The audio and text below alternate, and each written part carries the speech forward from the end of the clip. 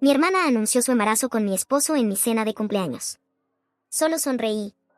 Me llamo Carolina y acabo de cumplir 32 años, o mejor dicho, celebré mis 32 años hace 3 días de la manera más devastadora que puedan imaginar, pero antes de llegar a eso.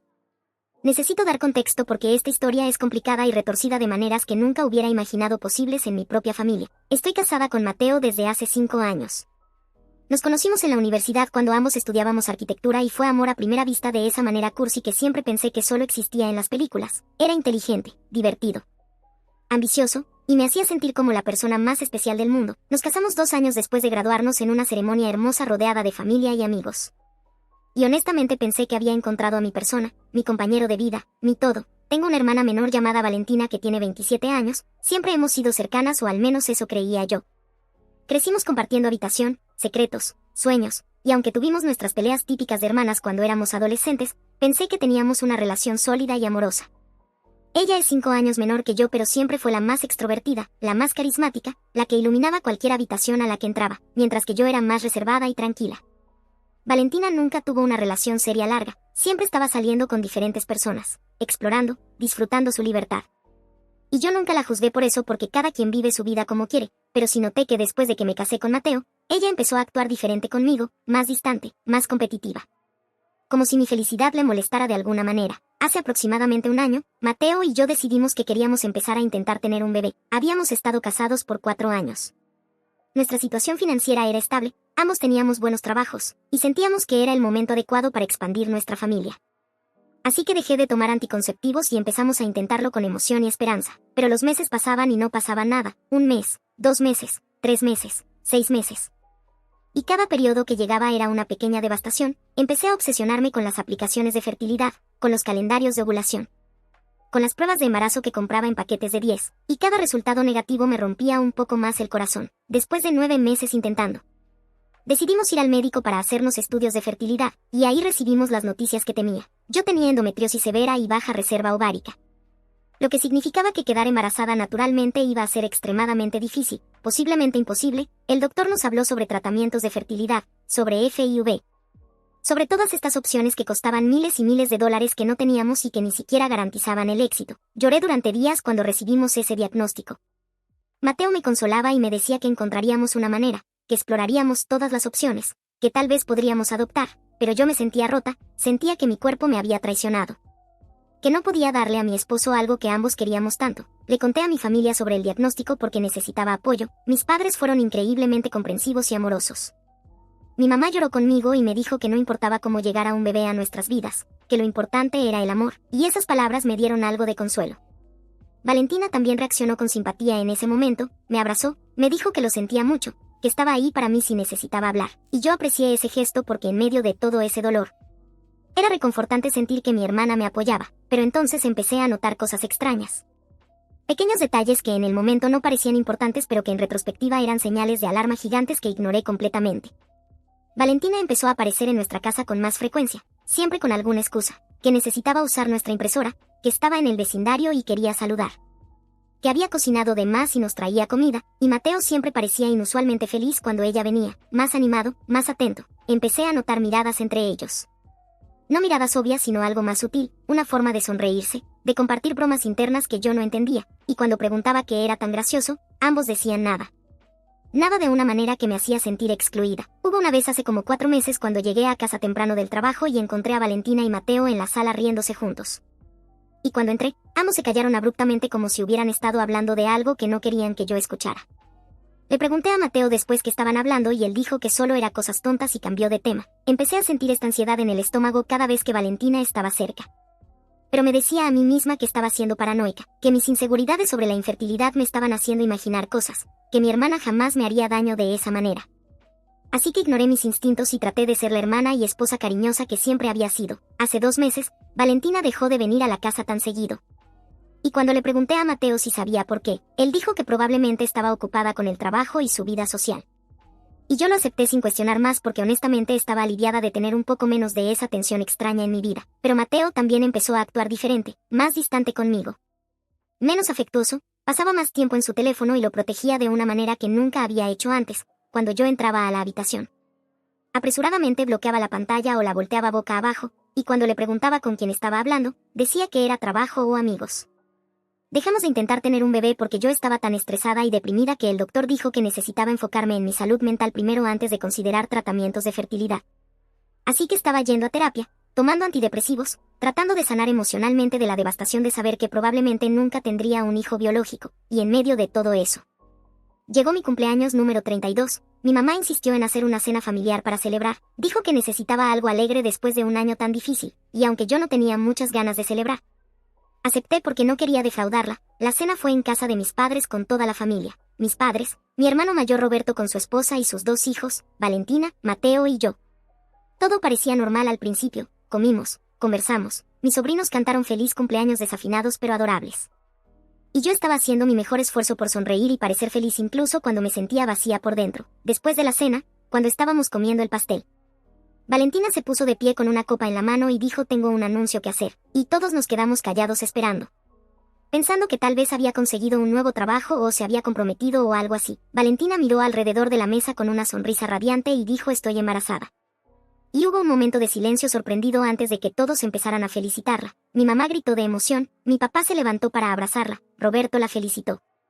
Y yo también sonreí y dije felicidades, vale, aunque sentí como si alguien me hubiera golpeado en el estómago. Aquí estaba yo, lidiando con infertilidad, y mi hermana estaba embarazada. La ironía era cruel pero traté de no dejarlo mostrar porque no quería ser la hermana amargada que no puede alegrarse por la felicidad de otros. Pero entonces Valentina continuó hablando y lo que dijo después destruyó mi mundo completamente. Y hay algo más, dijo, todavía sonriendo. El padre es Mateo. El silencio que siguió fue ensordecedor, todos nos quedamos congelados, yo sentí como si el tiempo se hubiera detenido. Mi cerebro no podía procesar las palabras que acababa de escuchar, y miré a Mateo que estaba sentado a mi lado, él no me miró a mí, estaba mirando a Valentina con una expresión que no puedo describir. Algo entre pánico y resignación, y en ese momento supe que era verdad, que mi hermana y mi esposo me habían traicionado de la manera más horrible posible.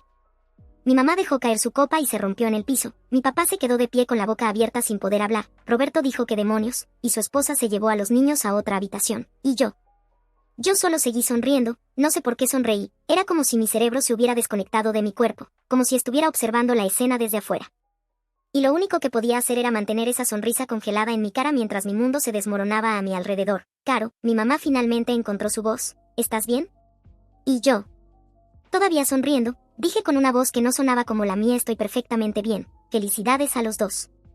Qué noticia tan maravillosa en mi cumpleaños. Mateo finalmente me miró y su cara estaba pálida. Caro, yo puedo explicar, pero yo lo interrumpí, todavía con esa sonrisa horrible pegada en mi cara.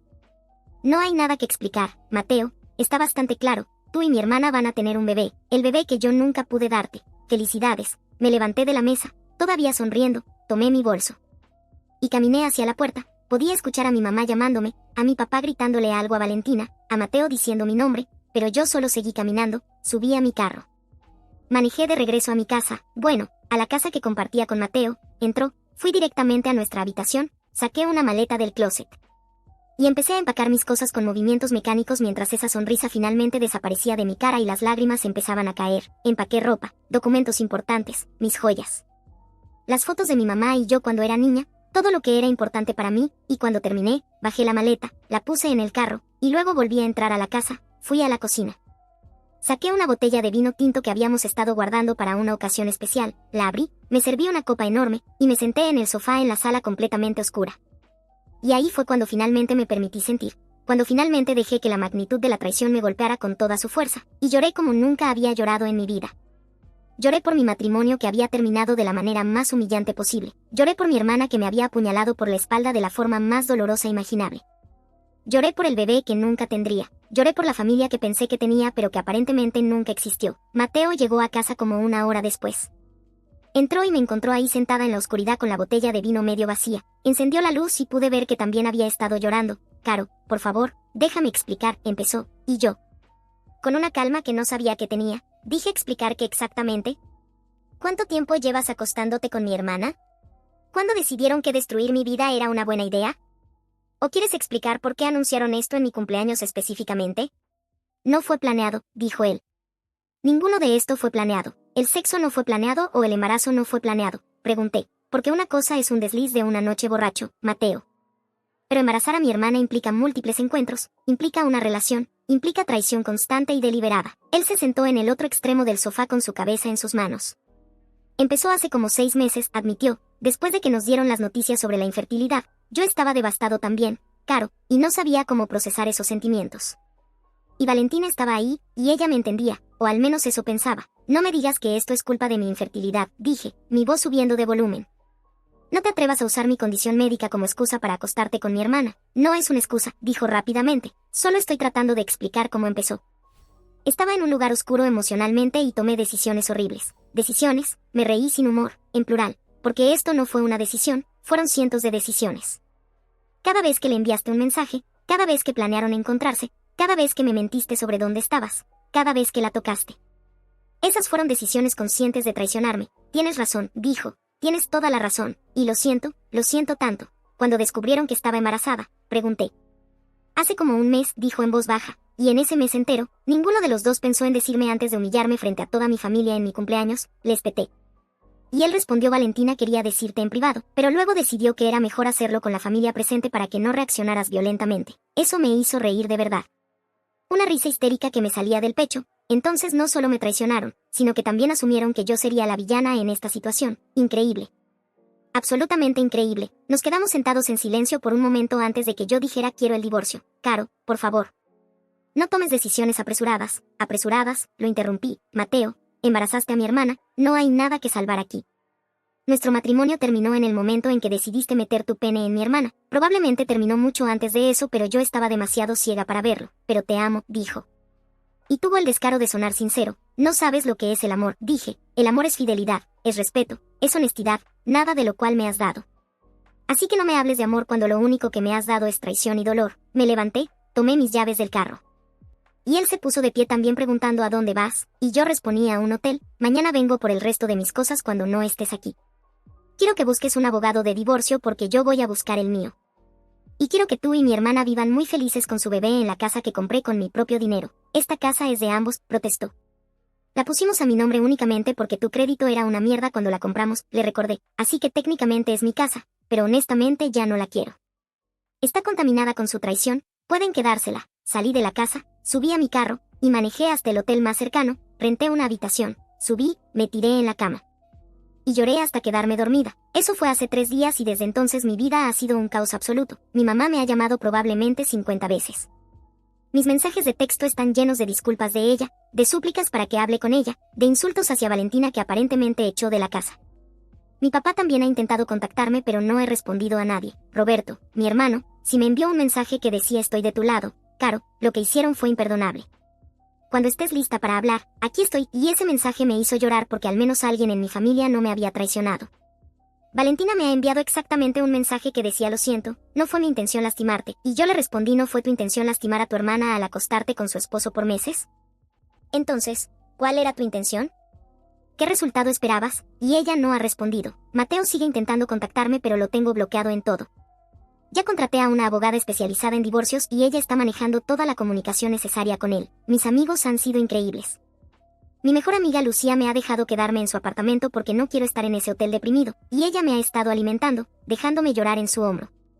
Y básicamente manteniéndome con vida. Lo que más me duele no es solo la traición, sino la crueldad de toda la situación. Durante un año he estado llorando porque no puedo quedar embarazada. He estado sintiendo que mi cuerpo está roto, que soy menos mujer porque no puedo tener hijos.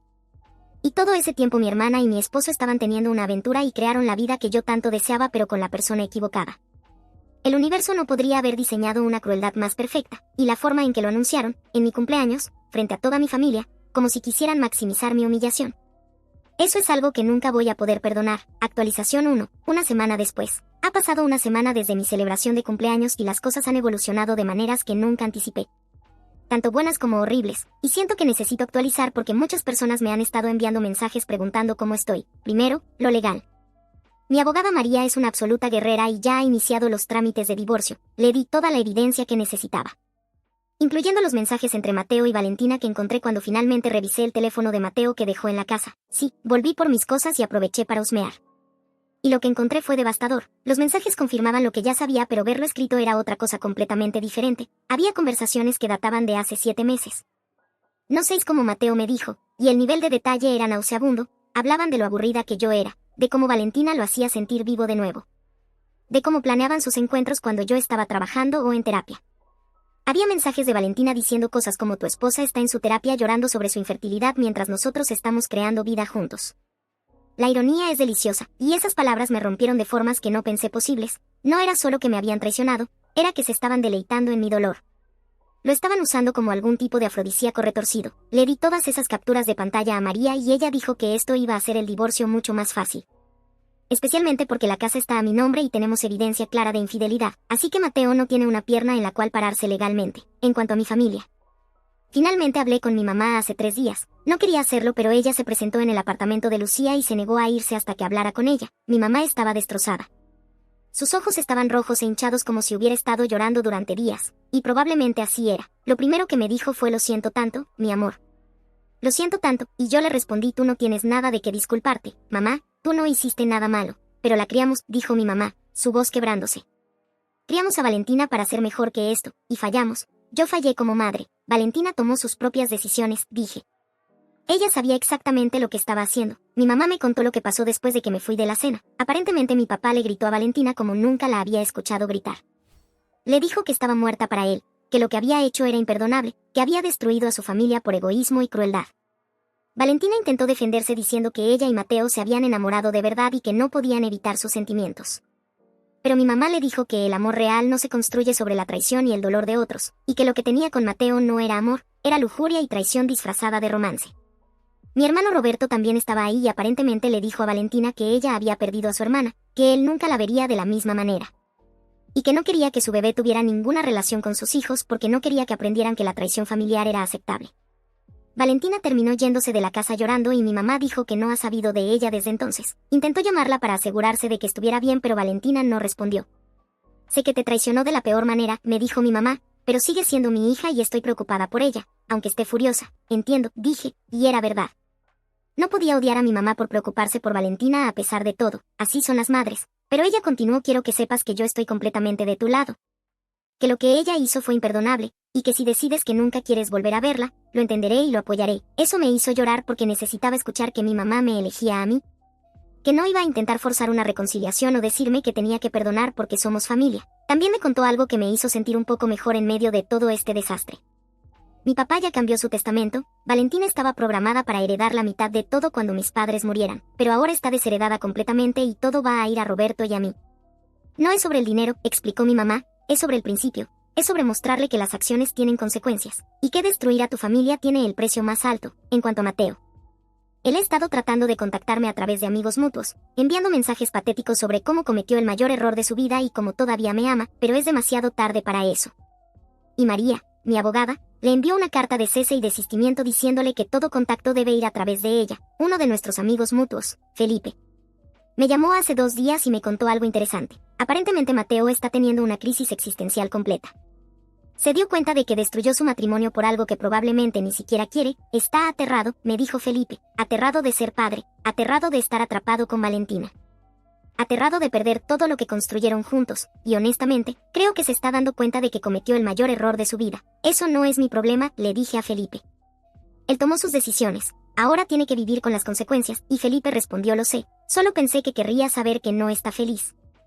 Que no está viviendo un cuento de hadas con Valentina, está miserable, y ¿sabes qué? Eso me dio una pequeña satisfacción, no porque quiera que Mateo sufra necesariamente, sino porque me confirma que lo que teníamos era real, que no era solo yo imaginando un matrimonio feliz mientras él estaba secretamente infeliz todo el tiempo. En cuanto a mi recuperación emocional, he estado yendo a terapia 3 veces por semana y mi terapeuta Diar Ramírez ha sido increíble, me ha ayudado a procesar la traición, a entender que nada de esto fue mi culpa.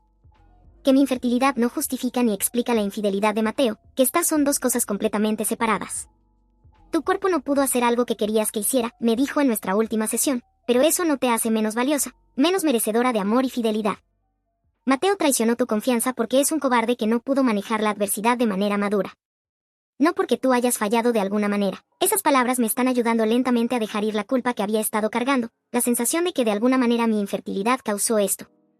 Y Lucía, mi mejor amiga, ha sido un ángel absoluto, me ha dejado quedarme en su apartamento indefinidamente, cocina para mí, se asegura de que coma y duerma. Y básicamente me está ayudando a seguir funcionando cuando todo lo que quiero hacer es meterme en la cama y llorar por siempre. Vas a superar esto, me dice cada noche. Vas a salir del otro lado más fuerte, y vas a encontrar una felicidad que Mateo y Valentina nunca podrán quitarte, y quiero creerle, algunos días lo hago. Otros días siento que nunca voy a volver a ser la misma persona, que esta traición me ha cambiado fundamentalmente de maneras que no puedo deshacer, pero estoy tratando, estoy yendo a terapia. Estoy comiendo, estoy durmiendo, estoy poniendo un pie delante del otro, y eso es todo lo que puedo hacer en este momento. Actualización 2, 3 semanas después. Han pasado 3 semanas desde el desastre de mi cumpleaños y siento que he vivido toda una vida en ese tiempo. Hay días buenos y días terribles, pero en general, creo que me estoy moviendo en la dirección correcta, o al menos eso es lo que mi terapeuta sigue diciéndome. El divorcio está procediendo rápidamente gracias a María.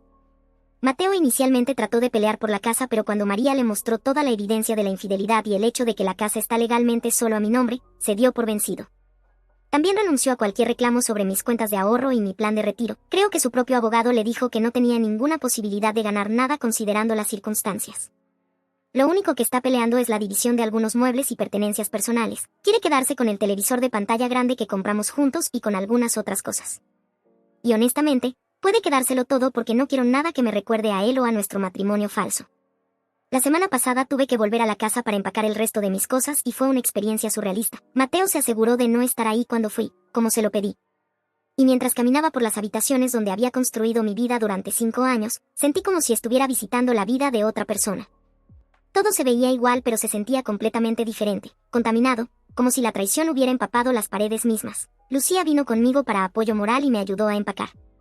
Y cuando encontramos nuestra foto de boda en la mesita de noche, ella me preguntó si la quería llevar, y le dije no, quémala, o tírala, o haz lo que quieras con ella.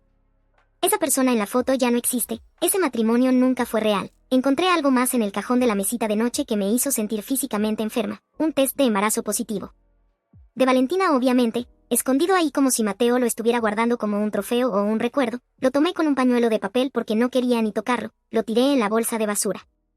Y tuve que correr al baño para vomitar. Lucía me encontró ahí llorando en el piso del baño y me abrazó mientras yo le decía entre sollozos ella estaba embarazada en mi casa, Lucía. Haciendo pruebas de embarazo en mi baño, en la casa donde yo lloraba cada mes porque no podía quedar embarazada. ¿Cómo pudieron ser tan crueles? Porque son personas rotas y mezquinas, me dijo Lucía. Y porque su crueldad no tiene nada que ver contigo y todo que ver con lo vacíos que están por dentro. Después de recoger todo lo que quería, que resultó ser menos de lo que pensaba. Le dije a María que Mateo podía quedarse con la casa, que la vendiera y se quedara con el dinero si quería, porque yo no quería nada que viniera de ese lugar. María me advirtió que eso era mucho dinero para simplemente regalar, pero le expliqué que para mí, mi paz mental valía más que cualquier cantidad de dinero.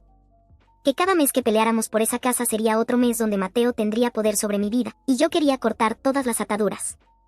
Algo inesperado sucedió hace 2 días que me dejó completamente sorprendida. Recibí una llamada de un número desconocido y normalmente no contesto esas llamadas, pero algo me hizo responder. Y era la mamá de Mateo, su nombre es Patricia y siempre nos habíamos llevado bien durante el matrimonio, aunque nunca fuimos súper cercanas. Carolina, dijo con voz temblorosa. Sé que probablemente no quieres hablar conmigo, pero necesitaba llamarte para decirte lo profundamente apenada que estoy por lo que mi hijo te hizo. Honestamente no sabía qué decir. Me quedé callada y ella continuó. Cuando me enteré de lo que había hecho, de que había embarazado a tu hermana, casi no lo podía creer, le grité como nunca le había gritado en su vida. Le dije que me había decepcionado profundamente, que lo había criado mejor que eso. Aprecio que me llames, finalmente dije, pero no tienes que disculparte por las acciones de tu hijo. Él es un adulto que toma sus propias decisiones, lo sé, dijo Patricia, pero como madre, siento que fallé en alguna parte, y quiero que sepas que no apoyo lo que hizo. Que pienso que lo que te hizo a ti es imperdonable, y que si alguna vez necesitas algo, cualquier cosa, estoy aquí para ti. Esa conversación me conmovió más de lo que esperaba, y después de colgar, me di cuenta de que había personas buenas en mi vida que me apoyaban, incluso personas que técnicamente deberían estar del lado de Mateo. También recibí un mensaje de mi cuñada, la esposa de Roberto. Su nombre es Andrea y siempre nos hemos llevado bien. Me escribió un mensaje largo y hermoso sobre cómo ella admira mi fortaleza. Sobre cómo sus hijos, mis sobrinos, preguntan por mí constantemente y quieren verme, y sobre cómo toda su familia está de mi lado en esto. Los niños no entienden completamente lo que pasó, escribió Andrea, pero saben que algo malo le hicieron a la tía Caro. Y Miguel, su hijo de 8 años, dijo el otro día que cuando crezca va a protegerme de las personas malas. Y honestamente me hizo llorar. Decidí que era hora de ver a mis sobrinos porque ellos no tienen culpa de nada de esto y los extrañaba terriblemente. Así que fui a casa de Roberto y Andrea el domingo pasado para almorzar, y cuando llegué, Miguel y Sofía, de 5 años, corrieron hacia mí y me abrazaron tan fuerte que casi me tiran al piso. Tía Caro. Te extrañamos mucho, dijo Sofía. Y Miguel agregó: papá dice que la tía Valentina hizo algo muy malo y que ya no viene a las reuniones familiares. Roberto y Andrea se veían avergonzados, pero yo me arrodillé al nivel de los niños y les dije: a veces los adultos toman malas decisiones y lastiman a las personas que aman. Pero lo importante es que ustedes siempre me van a tener a mí, y yo siempre los voy a amar. Pasamos una tarde hermosa juntos, jugando, riendo. Y por unas horas pude olvidarme del dolor y solo ser la tía que ama a sus sobrinos. Y cuando me fui, Roberto me abrazó y me dijo: vas a salir de esto más fuerte, Caro. Y vamos a estar aquí en cada paso del camino. En cuanto a Valentina, finalmente recibí otro mensaje de ella hace unos días. Era largo y estaba lleno de excusas y justificaciones. Decía que ella y Mateo habían conectado de una manera que no pudieron evitar, que el amor no se puede controlar, y que esperaba que algún día yo pudiera entender y perdonarlos. Leí el mensaje completo sin responder, se lo mostré a mi terapeuta Diar Ramírez, y él señaló algo interesante. En todo el mensaje, Valentina nunca realmente se disculpó. Nunca reconoció el daño que había causado, solo se justificaba y se posicionaba como víctima de sus propios sentimientos. Ese tipo de mensaje no viene de alguien que genuinamente se arrepiente, dijo Diar Ramírez. Viene de alguien que quiere aliviar su propia culpa sin hacer el trabajo real de tomar responsabilidad. Le respondí a Valentina con un mensaje corto: no esperes mi perdón, y no contactes más. Necesito que me dejes en paz para poder sanar, y luego la bloqueé en todas partes, no por odio, sino por amor propio, porque cada mensaje de ella es una herida que se abre de nuevo. Y yo necesito paz para sanar. Mi mamá me dijo que Valentina se está quedando con una amiga porque no quiere volver a la casa de mis padres después de la confrontación.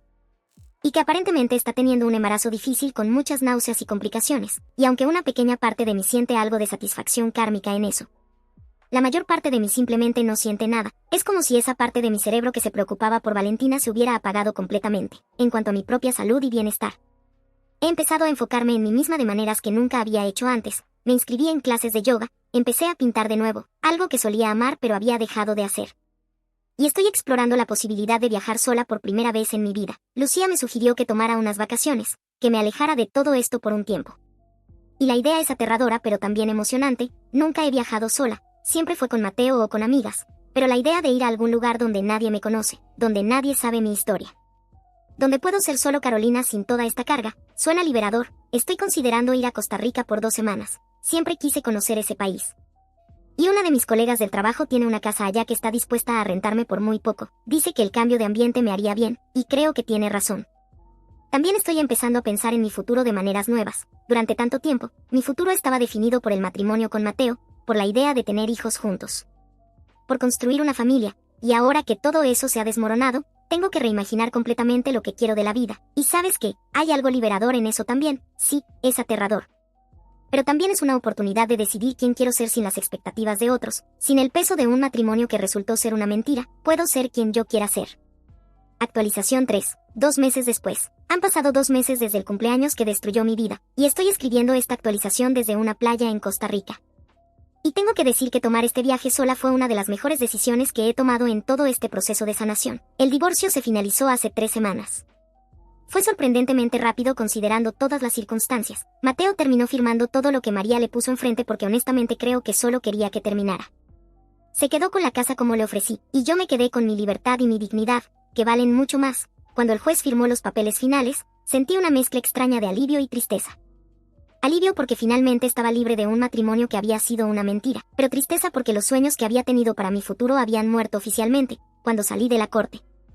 María me abrazó y dijo: felicidades, ahora empieza tu nueva vida. Vine a Costa Rica 2 días después de que el divorcio se finalizó, empaqué una maleta, compré un boleto de avión.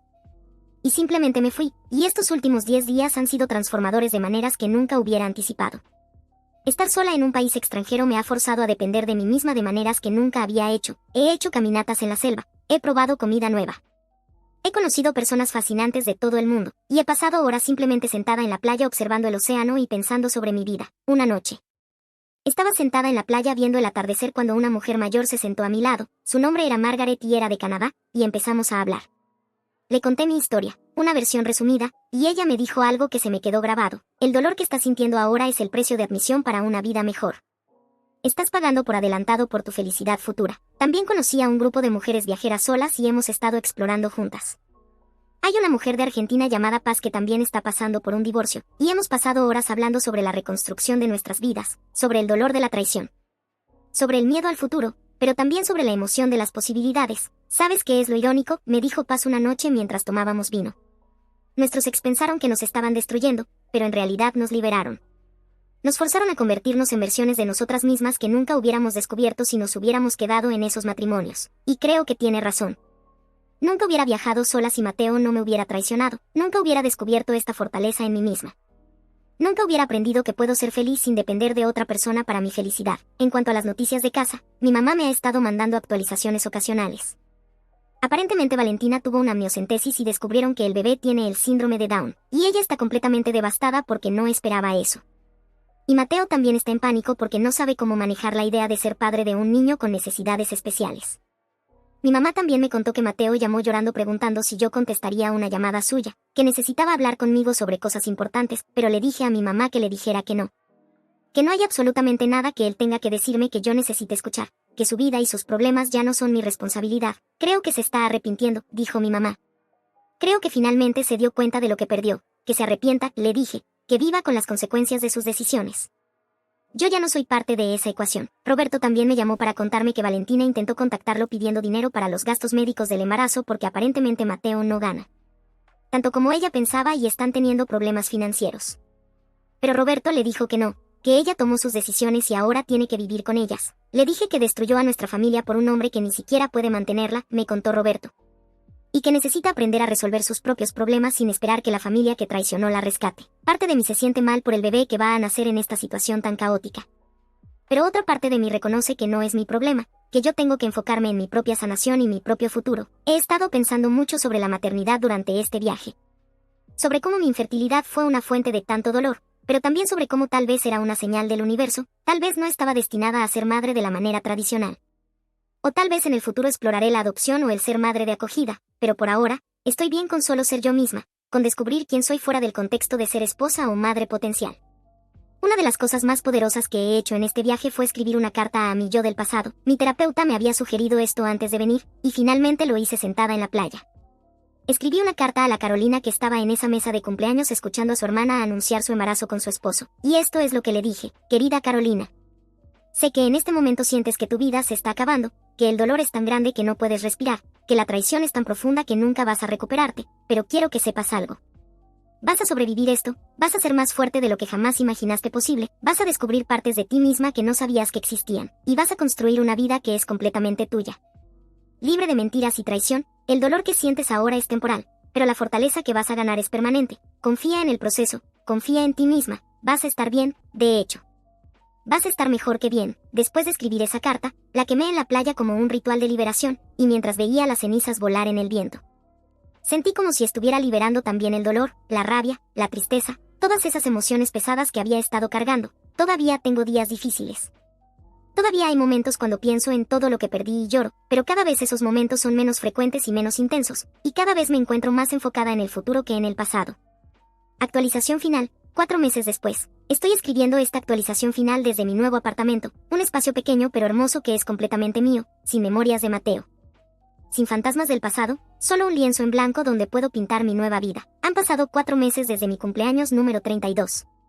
El día que pensé que iba a ser una celebración simple se convirtió en el día que cambió mi vida para siempre, y aunque el dolor inicial fue devastador, mirando hacia atrás ahora, puedo ver que fue también el día que me salvó de una vida basada en mentiras. El divorcio está completamente finalizado, Mateo vendió la casa y se mudó a un apartamento más pequeño con Valentina. Aparentemente están teniendo muchos problemas en su relación ahora que la emoción de la aventura se ha desvanecido y tienen que enfrentar la realidad de criar a un bebé con necesidades especiales. Pero eso no es mi problema ni mi preocupación. Valentina dio a luz hace 3 semanas, un niño al que llamaron Samuel, y según mi mamá es hermoso pero requiere mucha atención médica. Mi mamá fue al hospital a conocerlo porque a pesar de todo, es su nieto, y me envió una foto. Lo miré por un momento largo y sentí algo extraño, no odio, no dolor, solo una especie de desconexión. Como si estuviera viendo la foto del bebé de una extraña. ¿Quieres que borre la foto?, me preguntó mi mamá cuando hablamos después, y le dije no, está bien, es tu nieto y tienes derecho a amarlo. Solo no me involucres en nada relacionado con ellos. Mi mamá ha respetado completamente esos límites, me cuenta lo básico cuando pregunto. Pero nunca intenta forzar una reconciliación o hacerme sentir culpable por no querer tener contacto con Valentina, y eso significa el mundo para mí, en cuanto a mi propia vida. Las cosas han mejorado dramáticamente. Volví de Costa Rica con una perspectiva completamente nueva y una determinación de construir una vida que me hiciera feliz. Empecé a tomar clases de cerámica. Algo que siempre quise probar, y descubrí que tengo talento para ello. Hay algo terapéutico en trabajar con arcilla, en crear algo hermoso con mis propias manos. También empecé a salir de nuevo. No buscando nada serio, solo explorando, conociendo personas nuevas, y redescubriendo que me gusta y que no me gusta sin la influencia de Mateo. Tuve algunas citas que no fueron a ningún lado.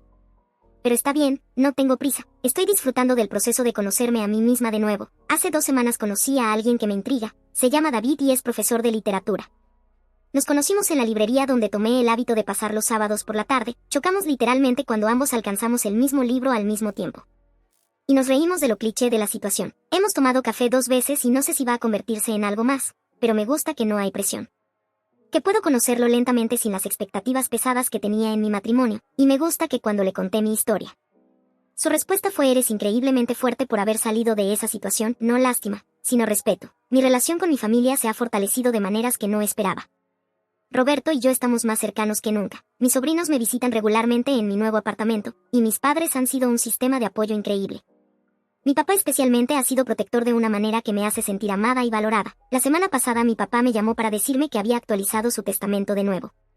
Y que además de desheredar a Valentina, había puesto en el testamento una cláusula que específicamente dice que ninguna de sus posesiones o dinero puede ir a Mateo o sus descendientes.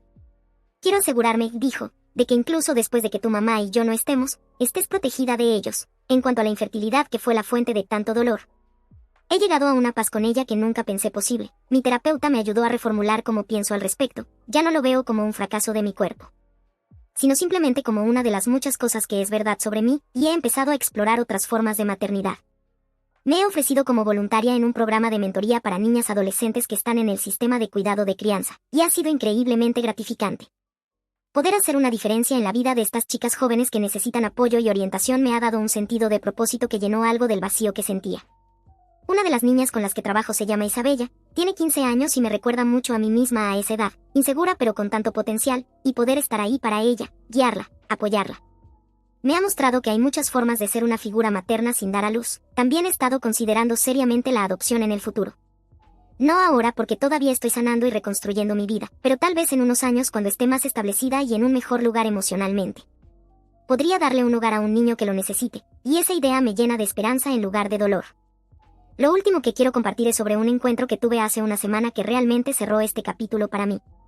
Estaba en el supermercado haciendo compras cuando vi a Mateo en el pasillo de los pañales. Se veía terrible, como si no hubiera dormido en semanas, cuando me vio. Su cara se puso pálida y parecía que quería decir algo, pero yo solo seguí caminando. Pero él me alcanzó y dijo mi nombre: Carolina, por favor, solo dame un minuto, y yo me detuve. No porque quisiera hablar con él, sino porque me di cuenta de que ya no le tenía miedo, ya no sentía ese dolor agudo cuando lo veía, solo una especie de indiferencia. ¿Qué quieres? Mateo, le pregunté con voz calmada. Solo quiero que sepas que lo siento, dijo, sus ojos llenándose de lágrimas. Lo siento tanto, arruiné todo, perdí a la mejor cosa que me pasó en la vida. Y ahora estoy atrapado en una situación que nunca quise. Eso no es mi problema, le dije simplemente. Lo sé, dijo, pero necesitaba que lo supieras. Necesitaba que supieras que me arrepiento cada día. Lo miré por un momento largo y luego dije: Mateo, tu arrepentimiento no cambia nada, no deshace la traición, no borra el dolor que me causaste. Es solo tu culpa buscando alivio, y yo no te lo voy a dar. Lo que hiciste fue tu elección, y las consecuencias que estás viviendo son tuyas para cargar, no mías. ¿Puedes perdonarme algún día?, preguntó. No lo sé, le dije honestamente, y francamente, no importa, porque mi perdón no es para ti, es para mí. Cuando esté lista para soltar completamente la rabia y el dolor, lo haré por mi propia paz, no porque tú lo merezcas. Y con eso, me di la vuelta y seguí con mis compras, y cuando llegué a mi carro, me di cuenta de que estaba sonriendo, no una sonrisa falsa como la que tuve en mi cumpleaños, sino una sonrisa real, porque me di cuenta de que finalmente estaba libre, libre de Mateo. Libre de Valentina, libre del dolor que habían causado. Así que aquí estoy, 4 meses después del peor cumpleaños de mi vida, y aunque la Carolina que entró a esa cena ya no existe, la Carolina que emergió del otro lado es más fuerte, más sabia, más auténtica, y aunque el camino fue doloroso, no cambiaría el resultado porque me encontré a mí misma en el proceso. Para cualquiera que esté pasando por una traición similar, quiero decirles esto: el dolor que sienten ahora es real y válido, tómense el tiempo para procesarlo, para llorar, para estar enojados. Pero no se queden atrapados ahí, hay vida del otro lado de la traición, hay felicidad esperándolos, y hay una versión de ustedes mismos más fuerte que la que existía antes. No dejen que la crueldad de otros defina su valor, no dejen que la traición robe su capacidad de confiar y amar de nuevo, y sobre todo, no dejen que las personas que los lastimaron tengan poder sobre su futuro. Ustedes merecen más, merecen amor real, merecen fidelidad, merecen respeto. Y si no lo encuentran en las personas que pensaron que los amarían para siempre, entonces esas personas no merecían tenerlos desde el principio. Gracias a todos los que siguieron mi historia, que ofrecieron apoyo y consejos, que compartieron sus propias experiencias, esta comunidad me ayudó a sentirme menos sola durante los momentos más oscuros, y siempre estaré agradecida. La vida continúa, y yo con ella, más fuerte que nunca.